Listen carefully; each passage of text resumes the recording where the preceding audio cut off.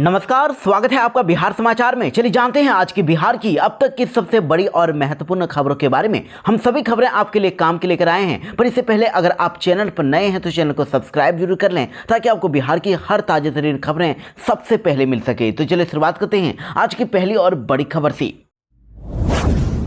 बिहार के स्कूलों का नया टाइम टेबल जारी है। सुबह 6:30 बजे अब लगेगी क्लास। बिहार में गर्मी से लोगों का हाल बेहाल हो रहा है और इसी बीच अब बिहार के सरकारी स्कूलों का समय बदल दिया गया है। 7 अप्रैल से 1 जून तक अब सुबह 6:30 बजे से दोपहर 12:30 बजे तक कक्षाएं चलेगी और शिक्षा विभाग ने ये आदेश जारी किया है। और मॉर्निंग में विद्यालयों की जो संचालन करने की व्यवस्था है वो 1 जून यानी कि गर्मी की छुट्टी होने के पहले तक बनी रहेगी और बच्चों की छुट्टी 12:30 बजे यानी 12:20 में हो जाएगी, लेकिन शिक्षक दोपहर 12:30 बजे जाएंगे।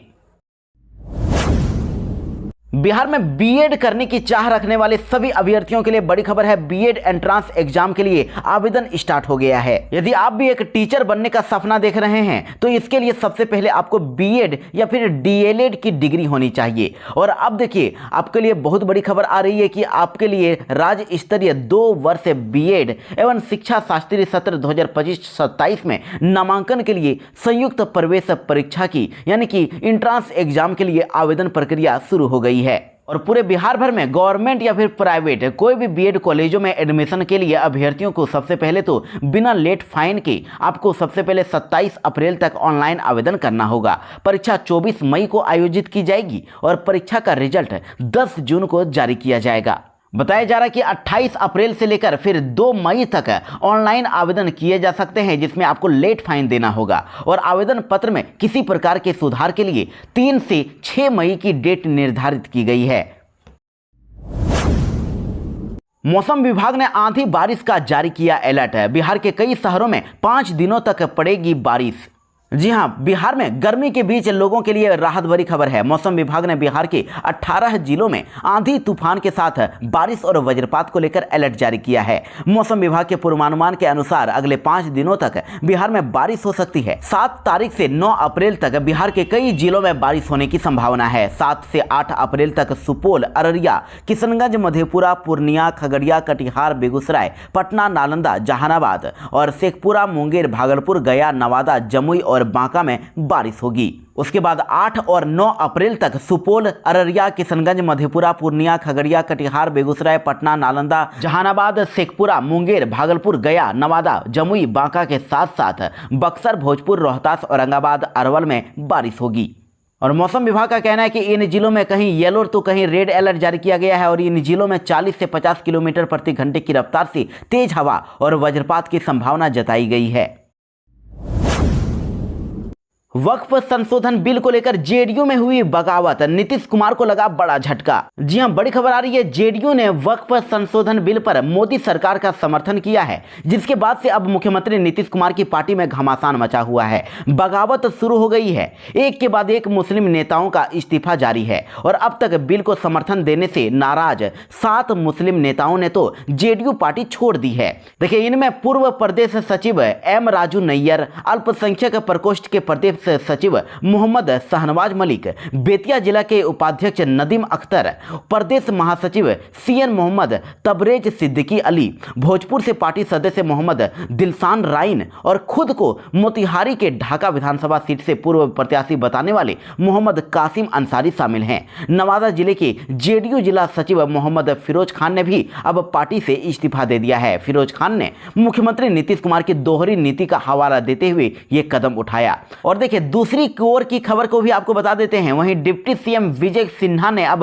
वक्फ संशोधन बिल को नहीं मानने वालों को देशद्रोही बता दिया है। विजय सिन्हा ने कहा है कि यह पाकिस्तान नहीं हिंदुस्तान है, जहां संविधान का शासन चलता है। नरेंद्र मोदी की सरकार में कानून का पालन कंपलसरी है। जो लोग संसद में पास हुए कानून को नहीं मानेंगे वो देशद्रोही हैं। ऐसे लोगों की तुरंत गिरफ्तारी होनी चाहिए। उन्होंने कहा कि जो संविधान और संसद में पारित कानून को नहीं मानेगा उसे जेल जाना होगा। संविधान एक संवैधानिक संस्था है, उसका सम्मान हर नागरिक का कर्तव्य है। इसके बावजूद यदि कोई संस्था या व्यक्ति उस पर भरोसा नहीं करता है तो वह राष्ट्रहित में नहीं हो सकता।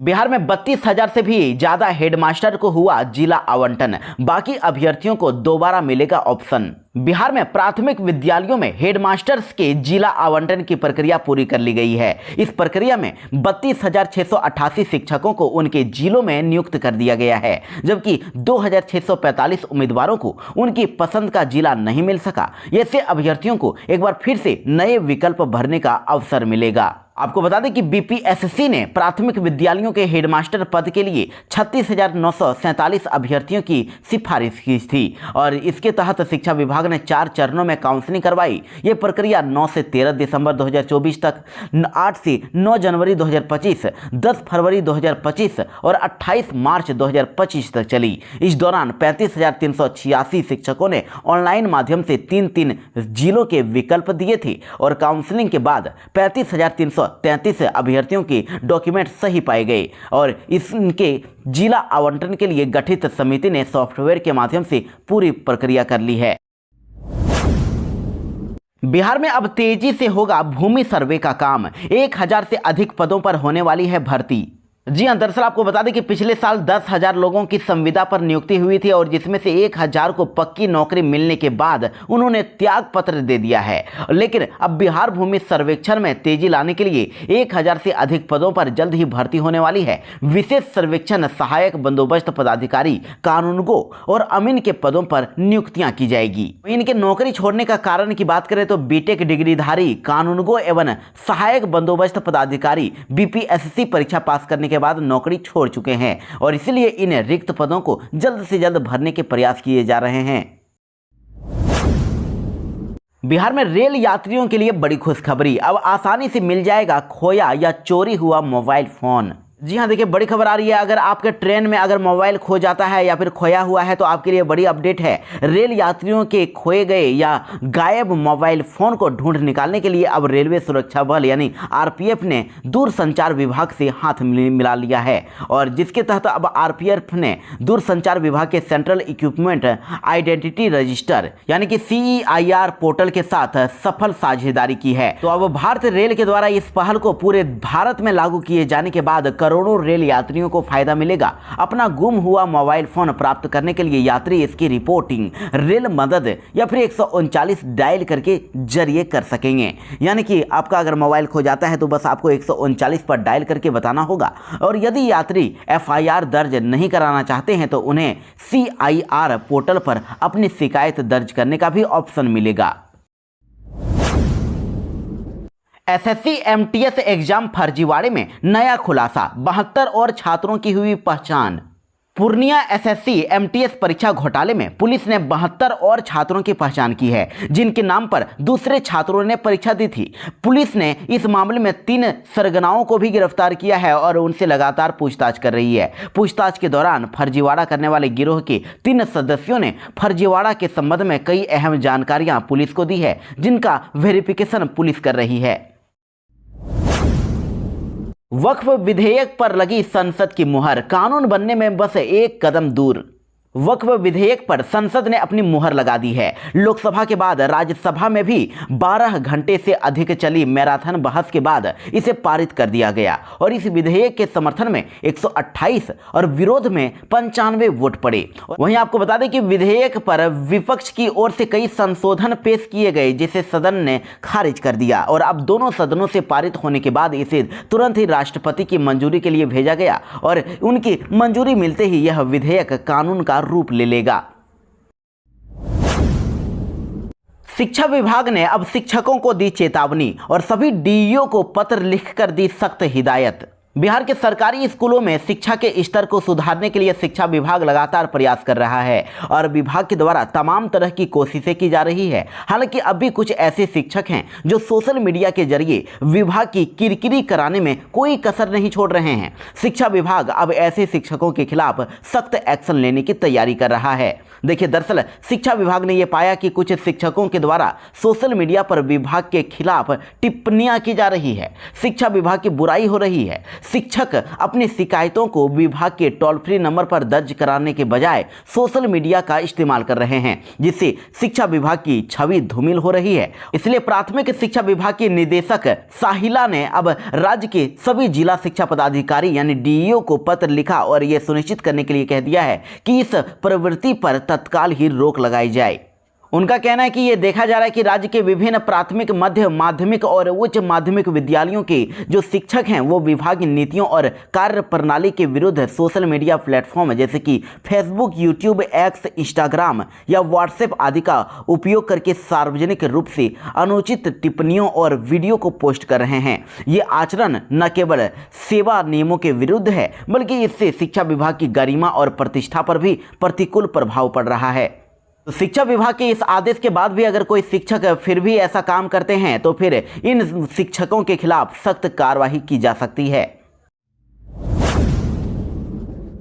बिहार को मिलेगी एक और एयरपोर्ट की सौगात, पीएम मोदी जल्द करेंगे शिलान्यास। जी हां, बिहार के मिथिला क्षेत्र को हवाई कनेक्टिविटी का एक और बड़ा तोहफा मिलने वाला है। इस बार मधुबनी जिले में नया हवाई अड्डा तैयार किया जा रहा है, जिनका शिलान्यास प्रधानमंत्री नरेंद्र मोदी 24 अप्रैल को करेंगे। और ये एयरपोर्ट केंद्र सरकार की उड़ान योजना के तहत विकसित किया जा रहा है, जहां से जल्द छोटे विमान उड़ान भरेंगे। और आपको बता दें कि मधुबनी के साथ साथ पूरे उत्तर बिहार को बड़ा फायदा होगा। और राज्य में 10 एयरपोर्ट बनाने की भी योजना है। बिहार सरकार और केंद्र सरकार राज्य में हवाई कनेक्टिविटी का तेजी से विस्तार कर रहे हैं। देखिए, मधुबनी के अलावा मुजफ्फरपुर, भागलपुर, सहरसा, मुंगेर, वाल्मीकि नगर, बीरपुर जैसे शहरों में भी एयरपोर्ट तैयार किए जा रहे हैं। वहीं राजगीर, सुल्तानगंज और रक्सौल में नए ग्रीनफील्ड एयरपोर्ट विकसित होंगे। पटना में प्रशासन के आदेश को ऑटो और ई रिक्शा ने दिखाया ठेंगा। प्रतिबंध के बाद भी ऑटो में ठूस ठूस कर बच्चों को ले जा रहे हैं स्कूल।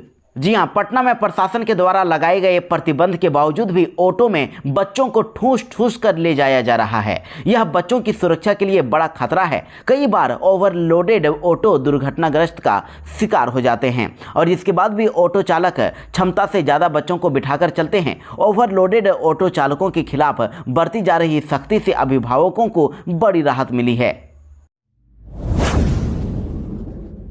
वक्फ संशोधन बिल को लेकर बिहार में अब हुआ शुरू पोस्टर वॉर। बीजेपी ने लालू, तेजस्वी और राहुल को बताया बाबर का वंशज। वक्फ संशोधन बिल को लेकर पूरे देश की सियासत गर्मा गई है। सत्ताधारी दलों ने जहां इस बिल का समर्थन किया है तो वहीं विपक्ष इसे मुसलमान विरोधी बताकर राजनीतिक रोटी सेक रहे हैं। और इसी बीच बिहार में अब इसको लेकर पक्ष और विपक्ष के बीच पोस्टर वॉर छिड़ गया है। देखिए, दरअसल संसद के दोनों सदनों में वक्फ संशोधन बिल पास हो चुका है। जल्द ही राष्ट्रपति की मंजूरी मिलने के बाद इस कानून को पूरे देश भर में लागू कर दिया जाएगा और इस बिल का मुस्लिम संगठन विरोध कर रहे हैं। वहीं विपक्ष इसे मुद्दा बनाकर खुद को मुसलमानों का सबसे बड़ा हिमायती बताने में लगा हुआ है। देखिए, दरअसल आरजेडी की तरफ से इसको लेकर पटना की सड़कों पर पोस्टर लगाए गए हैं। पोस्टर में मुख्यमंत्री नीतीश कुमार को आरएसएस के ड्रेस में दिखाया गया और लिखा, गिरगिट रंग बदलता था, ये तो उससे भी ज्यादा स्पीड से रंग बदलने वाले निकले। इफ्तार देकर ठगने वाले, ईद में टोपी पहनाकर टोपी पहनाने वाले, वक्फ पर धोखा दिया भी, एनआरसी पर भी वही किया और अब जनता चुनाव में सबक सिखाएगी। तो आरजेडी के इस पोस्टर वार पर देखिए अब बीजेपी ने भी अब जवाब दे दिया है। बीजेपी के युवा नेता कृष्णा कुमार कल्लू ने पोस्टर लगाकर विपक्ष को करारा जवाब दिया है। पोस्टर में राहुल गांधी को रावण बताया गया है और 10 सिर में लालू, तेजस्वी समेत अन्य विपक्षी नेताओं के फोटो लगाए गए हैं। वहीं पीएम मोदी को राम बताया गया है और पोस्टर में विपक्ष के नेताओं को बाबर का वंशज बताया गया है। बिहार में शहरों में सस्ते दाम पर घर खरीदने का सपना होगा पूरा।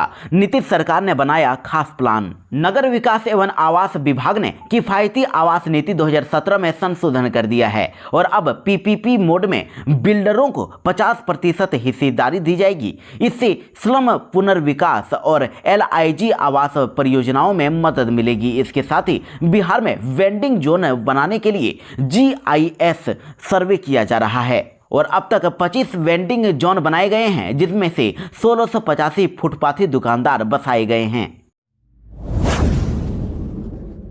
बिहार में पुलों के रखरखाव के लिए बिहार सरकार ला रही है नई नीति। तकनीकी सर्वेक्षण के बाद होगी मरम्मत।